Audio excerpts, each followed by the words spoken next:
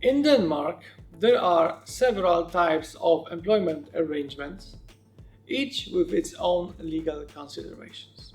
So, let's start with the most popular one, a permanent employment. It's the most traditional and common form of employment in Denmark. In this arrangement, the employee is hired on a long-term or indefinite basis with no predetermined end date.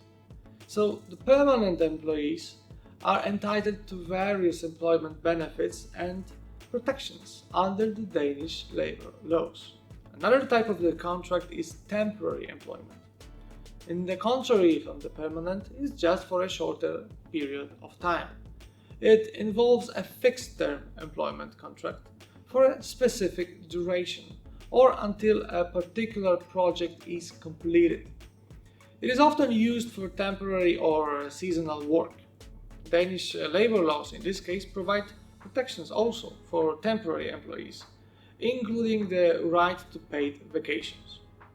Also, there is something like a part-time employment, which involves working fewer hours per week compared to the full-time position.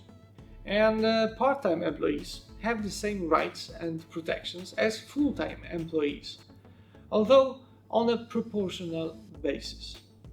On the other side of the coin, there is a full-time employment, which is the standard working arrangement where employees typically work a 37-hour week, as defined in the Danish labor law.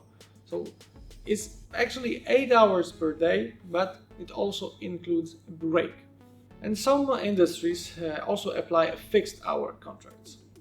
This is a type of employment where the employee has a fixed number of working hours each week or month. Often it is specified in the employment contract. A less common thing is flex jobs.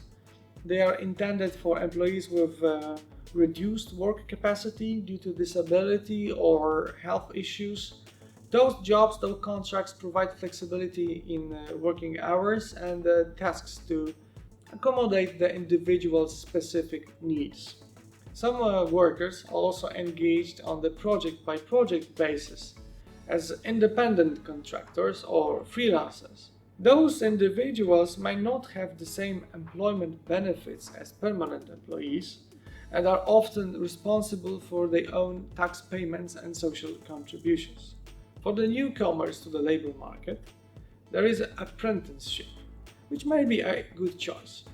It offers a combination of on-the-job training and classroom instructions for individuals seeking to actually acquire a specific skills or qualifications, particularly in trade industries.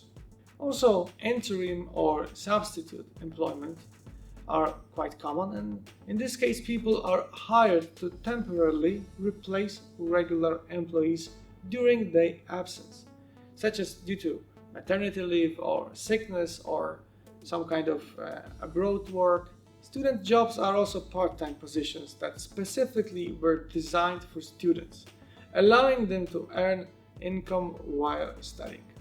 Those job contracts might have flexible hours to accommodate to the class schedule.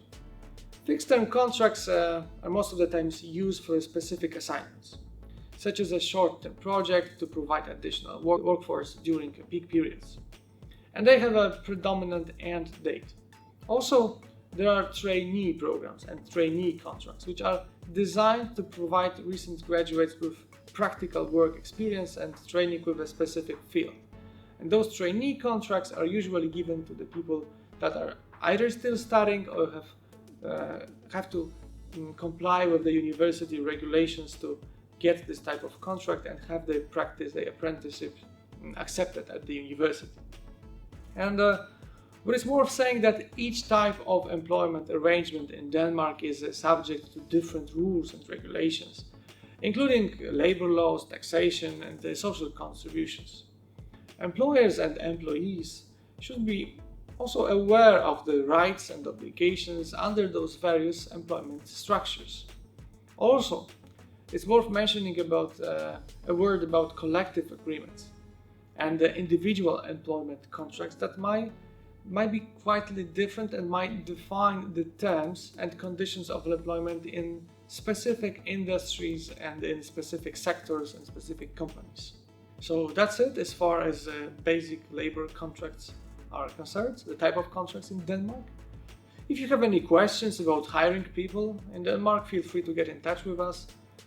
We wish you best of luck with your business in Denmark.